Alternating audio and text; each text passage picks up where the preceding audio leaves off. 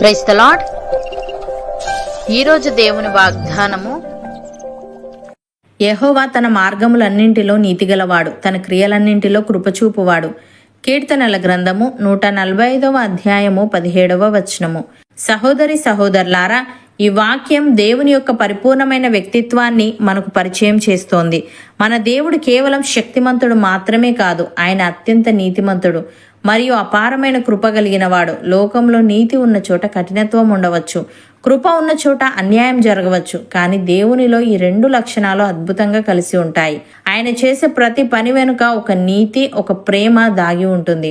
ఈ వాక్యాన్ని లోతుగా అర్థం చేసుకోవడానికి దీన్ని రెండు ప్రధాన భాగాలుగా చూడవచ్చు. మొదటిగా, యెహోవా తన మార్గములన్నింటిలో నీతిగలవాడు అని ఉంది. దేవుని మార్గములు అంటే ఆయన మన జీవితంలో చేసే కార్యాలు లేదా ఆయన నిర్ణయాలు. కొన్నిసార్లు మన జీవితంలో మనకు నచ్చనివి జరిగినప్పుడు దేవుడు నాకు అన్యాయం చేశాడని మనం అనుకోవచ్చు. కానీ వాక్యం చెబుతోంది ఆయన తన మార్గములన్నింటిలో నీతిమంతుడు అని. ఆయన ఎన్నటికీ తప్పు చేయడు, ఎవరికి అన్యాయం చేయడు. ఆయన తీర్పులు యథార్థమైనవి. ఆయన ధనవంతుడికి ఒకలా, పేదవాడికి ఒకలా తీర్పు తీర్చాడు. ఆయన ప్రతి ఒక్కరికి వారి హృదయ స్థితిని బట్టి న్యాయం చేస్తాడు. ఉదాహరణకు, యోబు తన ఆస్తిని, పిల్లలను, ఆరోగ్యాన్ని కోల్పోయినప్పుడు లోకరీత్యా అది అన్యాయంగా అనిపించవచ్చు. తన స్నేహితులు కూడా యోబు ఏదో తప్పు చేశాడని నిందించారు.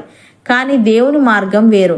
చివరలో దేవుడు యోబు యథార్థతను నిరూపించి అతనికి రెట్టింపు ఆశీర్వాదాలను ఇచ్చాడు. దేవుని నిర్ణయాలు అప్పటికప్పుడు మనకు అర్థం కాకపోయినా అవి అంతిమంగా నీతియుక్తమైనవని ఇది నిరూపిస్తుంది.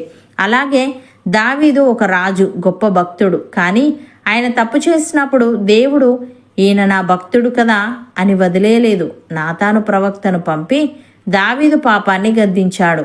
దేవుడు ధనవంతుడికి లేదా అధికారం ఉన్నవారికి ఒకలా, పేదవారికి ఒకలా తీర్పు తీర్చడు అనడానికి ఇది ఒక స్పష్టమైన ఉదాహరణ. హృదయ అంతరంగాలను చూసే దేవుడు దావీదు పశ్చాత్తాపాన్ని చూసి క్షమించాడు. కానీ చేసిన తప్పుకు శిక్షను కూడా అమలు చేశాడు.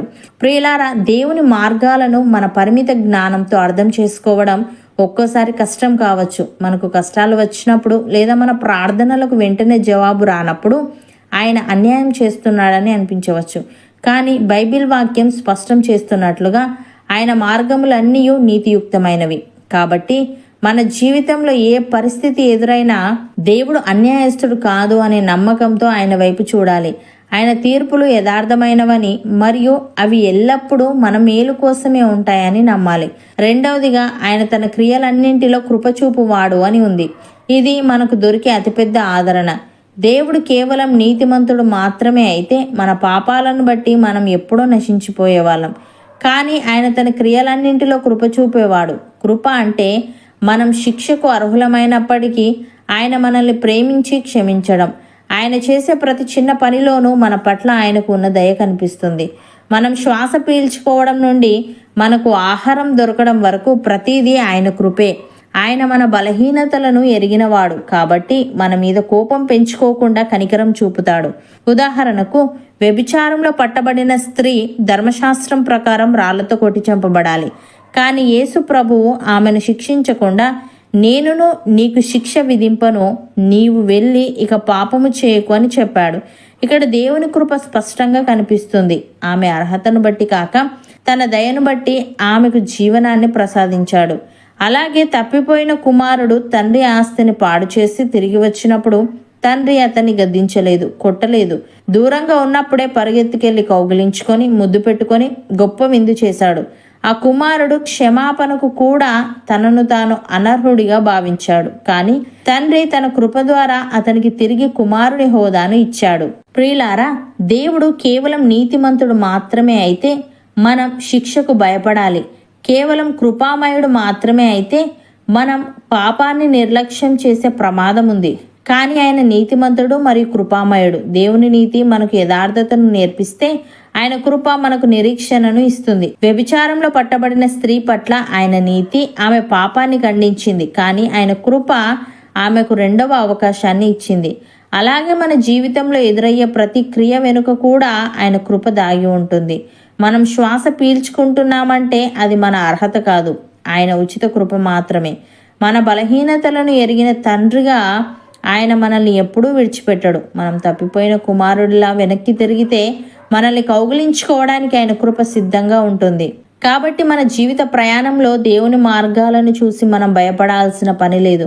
ఆయన మార్గములు నీతియుక్తమైనవని, ఆయన క్రియలు కృపతో నిండినవనే సత్యాన్ని మనం గ్రహించినప్పుడు మన హృదయం కృతజ్ఞతతో నిండిపోతుంది. అవును అన్నవారు నాతో పాటు ప్రార్థనలో ఏకీభవించండి.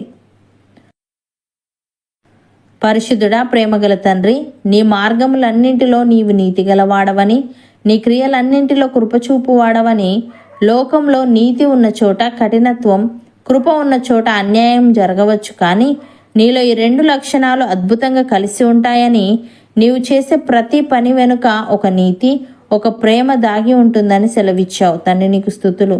దేవా, కొన్నిసార్లు మా జీవితంలో జరిగే విషయాలు మాకు అర్థం కానప్పుడు యోబు వలె నిన్ను దూషించకుండా నీ నీతిని నమ్మి యథార్థంగా ఉంటూ, మా జీవితంలో ఎదురయ్యే ప్రతి క్రియ వెనుక కూడా నీ కృప దాగి ఉంటుందని మేము శ్వాస పీల్చుకుంటున్నామంటే అది మా అర్హత కాదు, నీ ఉచిత కృపేనని గ్రహించి నీ మార్గాలను చూసి భయపడకుండా నీవు నీతిగల వాడవని సత్యాన్ని తెలుసుకొనుటకు సహాయము దయచేయమని, దావీదు వలె మేము పొరపాట్లు చేసినప్పుడు నీ గద్దింపును స్వీకరించి పశ్చాత్తాపంతో తిరిగి నీ సన్నిధికి చేరుకొని నీ కనికరాన్ని పొందుకునే వారంగా ఉండుటకు కృపచూపమని ఈ వాగ్దానాన్ని విశ్వసిస్తున్న ప్రతి ఒక్కరిని నీ నీతిగల మార్గంలో నడిపించి నీ అపారమైన కృపతో వారి జీవితాలను నింపమని యేసుక్రీస్తు నామంలో ప్రార్థిస్తున్నాము తండ్రి.